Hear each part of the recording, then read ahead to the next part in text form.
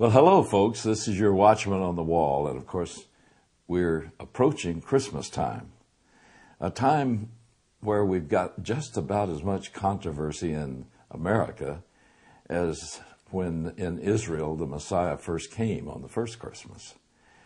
But I want to talk about a section in the account of the Christmas story in Matthew, familiar to most of us. Simple, straightforward account of how the Lord Jesus Christ was born and the circumstances around that. But in this simple, straightforward account, there are tremendous questions that are raised. I mean, profound questions that have very important answers. And that's what I want to talk about right now, the irony of Christmas. I'm going to read from Matthew chapter 2, and I'm reading from the New American Standard Bible. Now, after Jesus was born in Bethlehem of Judea in the days of Herod the king, Magi from the east arrived in Jerusalem, saying, "Where is he who has been born King of the Jews? For we have seen his star in the east and have come to worship him." When Herod the king heard this, he was troubled, and all of Jerusalem was troubled. Gathering together all the chief priests and scribes of the people, he inquired of them where the Messiah was to be born. And they said to him immediately, "In Bethlehem of Judea, for this is what has been written by the prophet. And you, Bethlehem in the land of Judah, by no means are the least among the leaders of Judah, for out of you shall come forth a ruler who shall shepherd my people Israel." Now that's from Micah chapter 5, verse 2, that these theological experts of Israel quoted.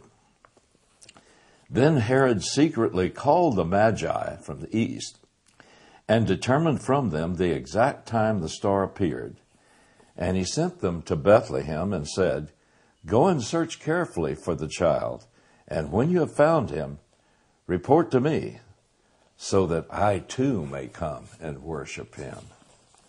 After hearing the king, they went their way, and the star which they had seen in the east went on before them. Apparently it reappeared. And it went on before them until it came and stood over the place where the child was. And when they saw the star, they rejoiced exceedingly with great joy. And after coming into the house, they saw the child with Mary, his mother, and they fell to the ground and worshipped him. Then opening their treasures, they presented to him gifts of gold, frankincense, and myrrh. And having been warned by God in a dream not to return to Herod, the Magi left for their own country by another way. Beautiful, simple account of the birth of Jesus. And, I learned this as a child, and I'm sure not as many learn it as a child as in my day, but still, most of us have heard that Christmas story.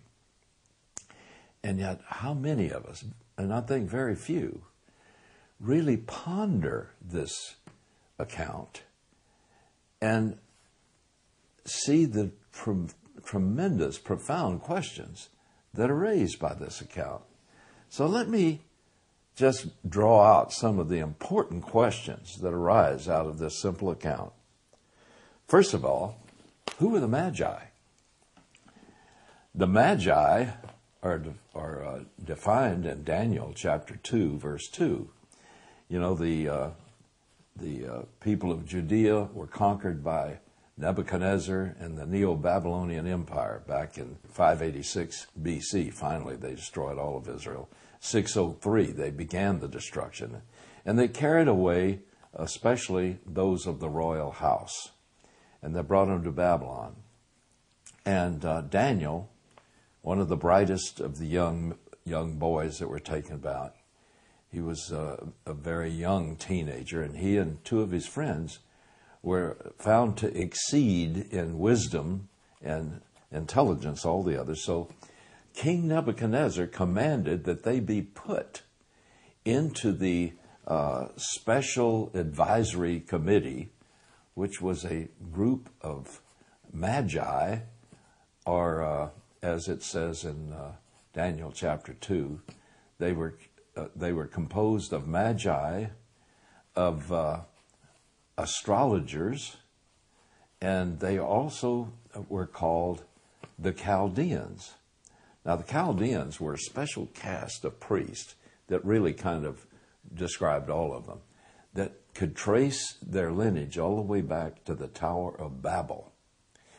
And they were a very, very well-educated and studious group that understood books of magic, and they were master astronomers, and they applied this astronomy to a religious orientation called astrology. And this is a special priest caste that dated all the way back to the Tower of Babel. They were extraordinary people, and the kings of Babylon used them as their special advisors. Here are these magi, these special caste of priests or master astronomers that come all the way from the east, a very dangerous journey. And they come with a small ransom for a king in treasures that they bring along with them. And they come all the way on that dangerous journey from Babylon to Judea and Jerusalem. Now, what in the world would motivate these men who are Gentiles and of this special priest caste to come all the way over there to worship a Jew, a baby Jew that's born king of the Jews? How would they know that? How would they know, first of all, that he was born? And secondly, how would they know about him being born as the king of the Jews? And what would cause them to be motivated to come on that very perilous journey to come and worship the King of the Jews? Those are profound questions. So you see that undergirding all of this simple story are profound questions. How did they know about this? Well, we go back in the book of Daniel, and we find that there were many things that happened during Daniel's time there, where the wise men, as they were generally called, all of the Chaldean priests, were called upon to make emergency interpretations of dreams that the king had. And because they couldn't answer them, they couldn't tell him what his dream was and then interpret it, he ordered them all put to death. And that's when Daniel, as a very young teenager, stepped forward and he says, "Your servant will tell you, O king, what it means." And because he was able to do this in several different incidences, he saved the lives of all of these wise men, all of this priest caste. Now, he was with these people for at least 70 years, from the childhood all the way up in these older years, and he remained a member of this priest caste. And in the process of time, many of those, seeing the miracles that were worked through Daniel, the supernatural wisdom that he had, they came to believe in the God of Israel. And apparently, God wanted to accommodate himself to their area of expertise and give them a sign that would indicate when the Messiah, the King of the Jews, would be born.